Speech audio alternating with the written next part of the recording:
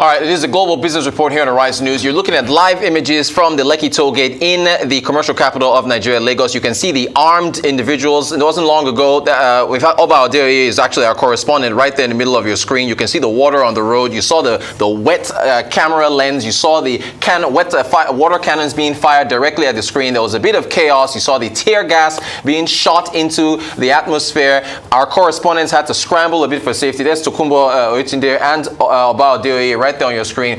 And so, yes, that is the latest coming from they had to run away. They had to clear space and get to safety because things got a bit chaotic there. But it does seem to be a bit of a measure of calm right now. So we do have, of course, Arise News analyst, Mr. Emmanuel Efeni, great Malabite, with us in the studio. Mr. Efeni, good morning to you. Good morning. What do you make of what we've seen so far? It got pretty dangerous. Yes, it got a bit chaotic. Yeah, at the gate there. But we saw how this anniversary march by these NSAS protesters started peaceful, marching on foot through the toll gates and back. Then, of course, we saw some cars with some of these protesters waving their flags and moving along the way. But from the reports we got earlier from our correspondent, because they were also carrying mock coffins, 4 or 5 of that mock coffin, they got to a position where they now dropped the coffin and they were addressing themselves there. I think the police men, they got agitated and because they were trying to prevent, it seemed they're trying to prevent a gathering. Yes, movement, they've been moving without any police intervention. Okay. But when they started... Thank you, Mr. Efeni. We're going to bring our senior correspondent, Tokunbo Oyetunde, right now. Tokunbo, good morning. Please, can you give us an update on what we've seen so far? You actually look a bit wet yourself. What's been happening, Tokunbo? Rotus, it's been a very hectic time here. Apart from the protesters that were forcefully dispersed by the security personnel here, I must tell you that our crew was equally come under this harassment by this security personnel here. My cameraman here, Jide, was pushed and shoved, and even it was water cannon was fired on him while I was trying to actually calm the situation down. Some of the personnel, some of the police guys actually came around and started shoving me too. Even when I was trying to tell them that the driver, they wanted us to move the vehicle. Our vehicle is just by my side here, by my left here. We're just trying to tell them that when during the pandemonium that broke out when they fired the tear gas canisters, everybody had to run in different directions, including the driver who had the keys to the vehicle. That didn't cut no ice with them, as you know, some of them got so overzealous, and one was even equally pushing me too. And I was like, no, you don't have to do this, because you need to listen to what I'm telling you. They just wanted us to leave this arena. How do I leave this arena without my driver coming around here to open this vehicle and we'll take it away from here? By then I couldn't even find out where Oba, my colleague, was, because he equally had to scamper for safety. So it's been very, very, very unhealthy here. You know, the relationship that we thought was good with the security personnel, though. Some of them who understood what the situation should be actually came around and were trying to calm us down. But we told them, no, don't talk to us to calm down. Talk to your colleagues to calm down and listen to. In fact, one of them who was supposed to be a senior officer actually came and was threatening that he was calling on the guys with the tear gas canister to fire more so that we could leave. While another one was calling on the water cannon van to actually spray us, you know, the hot water so that we could leave this. We told them we can't leave here when our vehicle is here. The driver is not here. So, I mean, we're just trying to get ourselves back now after inhaling an unhealthy dose of the gas fired at us here by the security personnel. But in all, if you look around, everywhere is clear now. Vehicular traffic is moving now. You still have the security personnel positioned around here. Still, for whatever, we don't know. But we're here. There are no more protesters here, just a few journalists still hanging around to see what exactly is going to develop while we try to take our leave from this scene. Rotus. Emmanuel Fede, did you have a question for Tokunbo? Yes, Tokunbo, what really triggered off this spate of shooting of tear gas and the use of water cannons? Well, like we reported earlier, the protesters actually were having a walk through this toll plaza as well as a drive-through. But like we said earlier, at a spot here, the spot where they said they were gathered on that fateful night before the security personnel came and started shooting at them, they stopped there, laid some of the coffins that they were carrying on the ground and addressed themselves, seeking for justice, chanting, "We want justice, we want justice." At that point, we engaged some of the leadership of the security personnel here who said they actually want these guys to leave this place.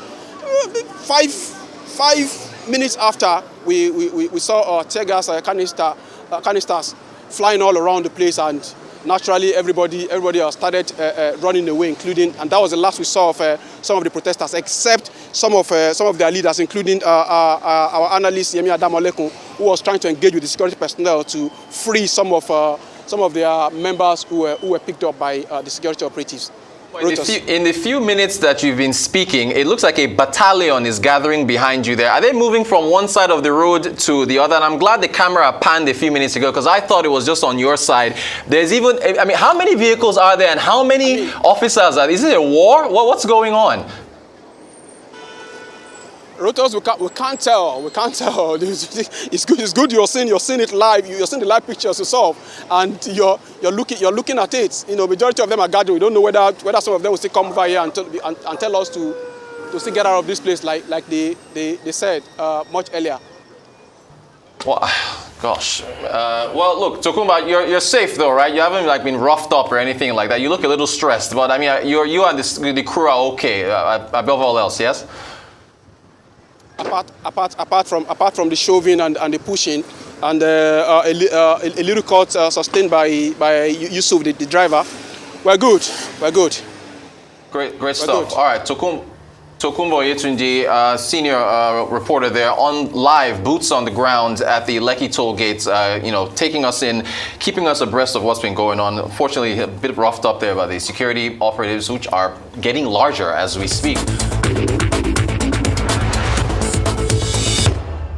Report here on Arise News. We're still keeping up with the events at the Lekki tollgate, second anniversary of those tragic events that took place in October of 2020. We still have Arise News analyst Emmanuel Fede with us. Mr. Fede, do we think that this calm has prevailed now? Because you saw those increase in police security vehicles that were getting higher as we were speaking with Tokunbo Yetunde just a few minutes ago. Yeah, those vehicles have always been there since morning on both sides of the road, because we kept a tab on this much earlier, but it's like more. Yeah, this is live. Look at that.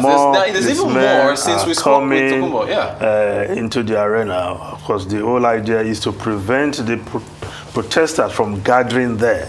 But they've always said that, they are not going to gather there, because they addressed the press conference yesterday that they will pass through the toll gate and make their point and exercising their right to protest, which is guaranteed by law.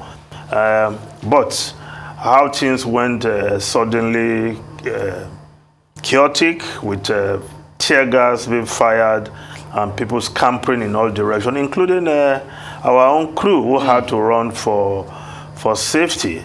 And there was some shoving by policemen who also don't want our crew to carry out their function, but that is not going to be. Yeah. Arise journalists and any other journalist for that matter must be allowed to do their job. Wait, but Mr. Fede, those aren't police. Those guys, those are army fatigue. They're all dressed in mobile police. Mobile police. Yeah, they're mobile policemen. You can see their ranks. Those are policemen. Yes. Now they're bringing in. What's the narrative on security in this country, Mr. Fede? Because this is a commemoration of a tragic event that happened 2 years ago. And do we have better relations with security, between the media security and the public and security? Have they gotten better or worse? What's your assessment of the relationship with security operatives? Well, everybody must be allowed to do their job. Journalists will do our job to cover events, report the events. to Nigerians and the world. That you cannot stop. You don't have to like what is happening on ground that we transmit, that we cover. But if some policemen are not comfortable, that is another matter. Like the case Obadoye reported earlier, where he was accosted and almost manhandled by policemen who heard the word shot. Oh, they've shot tear gas. You say, why did you say they shot? How else do you throw tear gas? You shoot tear gas. But once he heard shot, he thought that was he was talking about shooting of guns. No, his superior was around, had to tell him that, look, the man is doing his job, don't harass him. So I think policemen should be properly trained. But what I also expect, because the last time, the first anniversary, recall there were some chaotic scenes, including harassment of our own Adefemi Akinsoya. The police commissioner had to come down to sort out things. Even people that were picked, people were just passing by who were picked and thrown into a Black Maria van. And that van is there. Yes. They've parked the van. So they shouldn't just start arresting people unnecessarily. And the police commissioner should please come and take charge, because some of his men on ground, it's like they are misconstruing their brief. Right.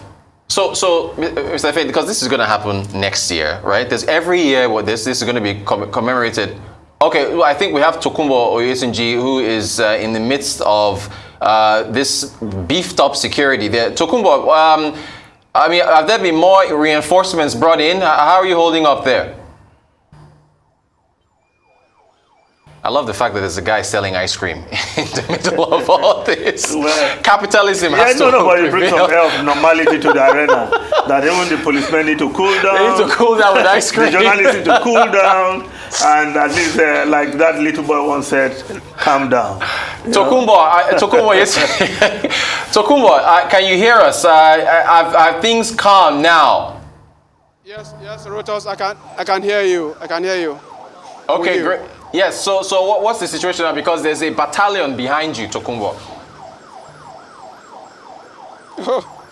I mean, you're right.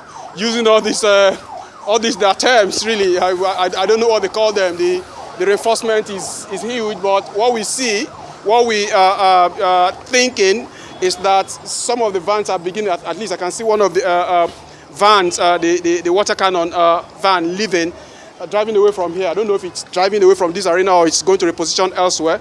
But you see, I have a majority of them around battalion, like you call them. They're still around here. For what, we don't know. Maybe they're still trying to keep a watch over the area so that nothing catches them unawares eventually. I mean, maybe that's the reason they are here, because none of them here will actually say anything to us. Like I told you much earlier, what attempt to actually engage with them eventually, got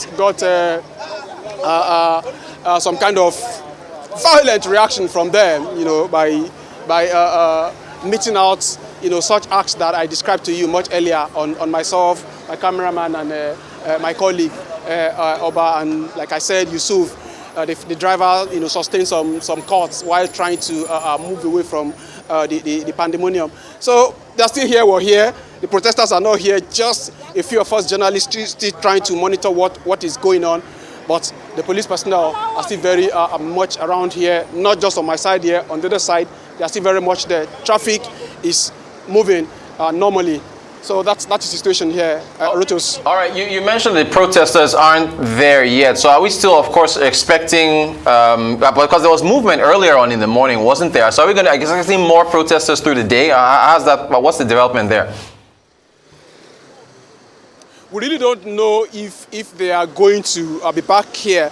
Some of their leaders that I spoke with after they were dispersed, forcefully by the personnel, actually told me they will still make their way down to this place. That was almost an hour ago, though. But I can't see anybody. We can't even connect with any one of them anymore.